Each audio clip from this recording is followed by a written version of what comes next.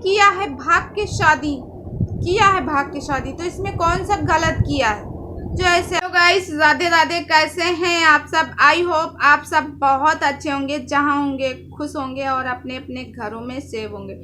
तो आज का वीडियो बहुत ही खास है और आज आप लोगों को कुछ ऐसे क्वेश्चन के जवाब देने वाली हूँ जो मेरे के बहुत सारे क्वेश्चन आते हैं और बहुत ही ज़्यादा कमेंट आते हैं।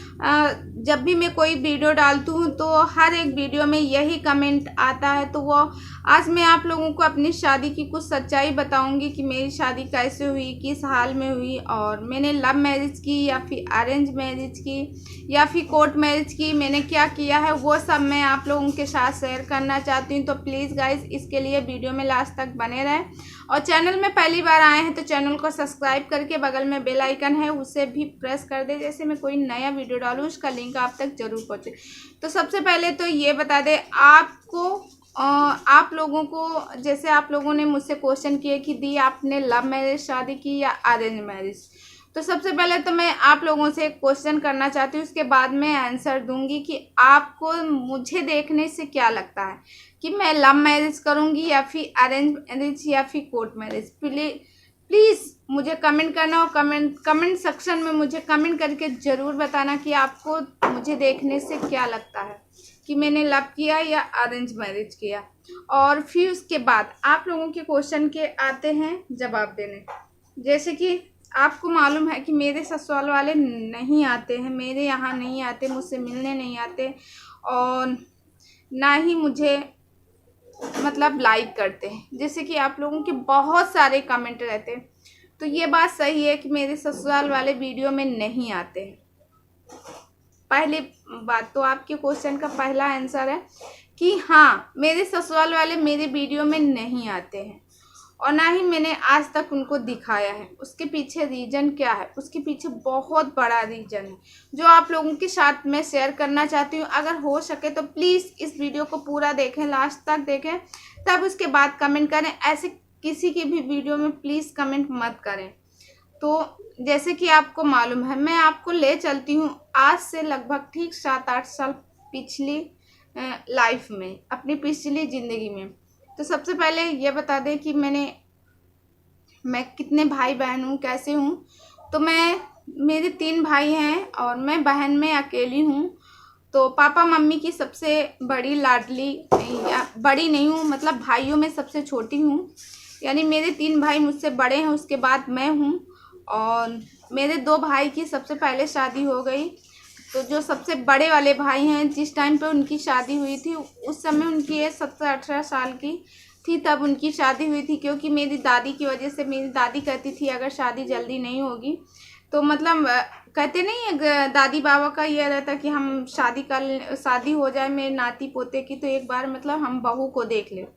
तो इसीलिए मेरे भाई साहब ने सिर्फ इंटर का एग्ज़ाम दिया था, वैसे ही उनकी शादी हो गई थी। फिर उसके बाद उस टाइम पे मैं बहुत छोटी थी, तब उनकी शादी हुई थी भाई साहब की। और फिर उसके बाद जैसे जैसे मैं बड़ी होती गई, फिर मेरी पढ़ाई हुई, फिर उसके बाद मेरे भाई साहब, सेकंड वाले भाई साहब की शादी हुई।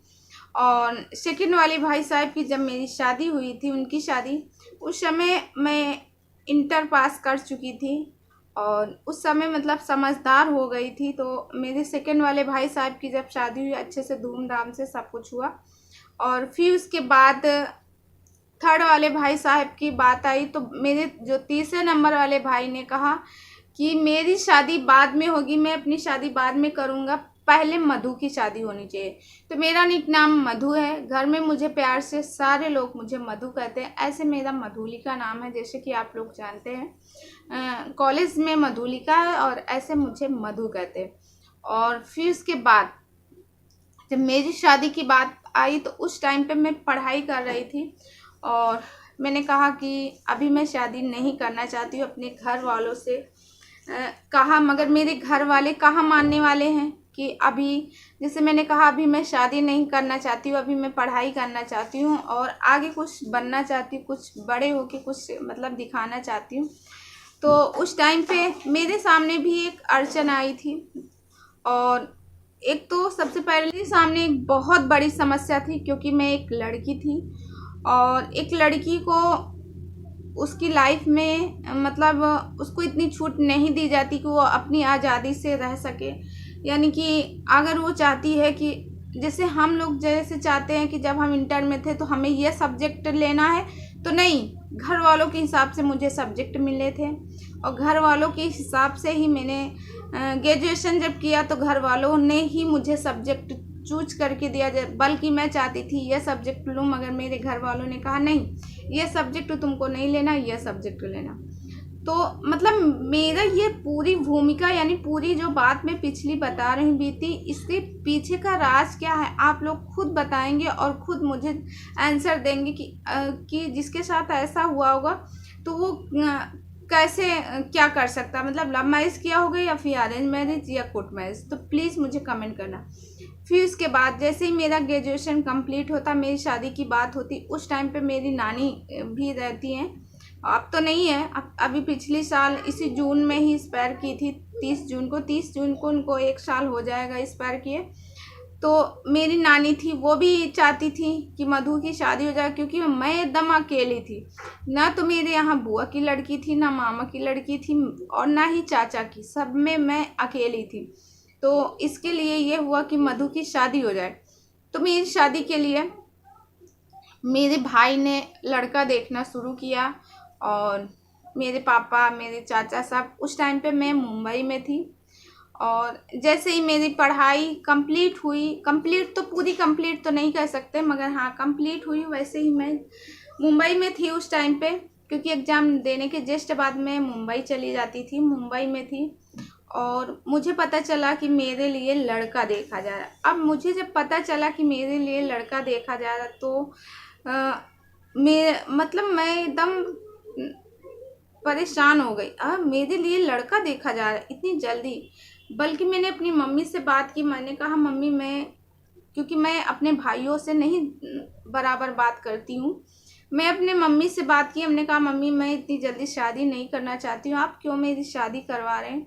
तो मेरे घर में मेरे पापा बहुत ही इतने अच्छे, मेरे पापा बहुत ही अच्छे थे। दुर्भाग्यवश अब इस दुनिया में वो नहीं हैं, उनको लगभग 2.5 साल हो रहा इस दुनिया से गए हुए। मगर सच्ची में मैं भगवान से यही प्रेयर करूँगी कि अगले जन्म में भी मुझे मेरे यही पापा चाहिए। अगर मेरा अगला जन्म होता है तो मुझे यही पापा चाहिए, और मेरे पापा बहुत ही अच्छे थे।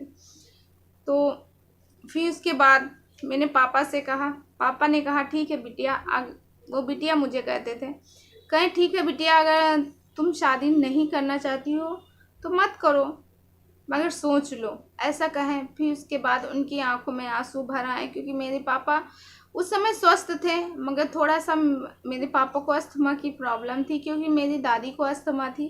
वो कहते हैं अस्थमा जो है वो चलता रहता है, तो उनके ननिहाल में था, फिर ऐसे था। बल्कि आज के युग में नहीं है, तब दवा का उतना ज़्यादा नहीं था, तो इसके लिए जैसे दादी के मायके में था, फिर दादी को हुआ, तो पापा को ऐसे करके। और हम लोग एक गांव से बिलोंग भी करते थे। फिर उसके बाद क्या हुआ, जब मेरी शादी के लिए रिश्ता देखने लगे तो मैं मुंबई में ही थी और मेरी शादी के लिए रिश्ता देखा गया और लड़की को सेलेक्ट किया गया। फिर मुझे मुंबई से बुलाया गया। और फिर उसके बाद की बात क्या होती है कि जैसे कि जब मुझे लड़के वाले मुझे देखने आए और मुझे सेलेक्ट कर लिए लड़के वालों ने, और उसके बाद भी मैंने मम्मी से कहा मम्मी मैं शादी नहीं करना चाहती हूँ। तो गाइस बस आज का वीडियो यहीं तक, और आज इस वीडियो को यहीं करते हैं, क्योंकि कल फिर जब इसका नेक्स्ट वीडियो डालेंगे तभी मज़ा आएगा।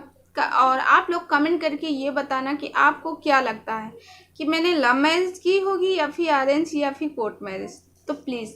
और ये बात सही है कि मेरे ससुराल वाले नहीं आते हैं, ना तो मेरे घर आते हैं और ना ही मेरे वीडियो पे आता। क्यों नहीं आते मेरे वीडियो पे, और क्यों मेरे जहाँ पे मैं रहती हूँ क्यों नहीं आते हैं, तो इसका आंसर भी आपको ही देना होगा।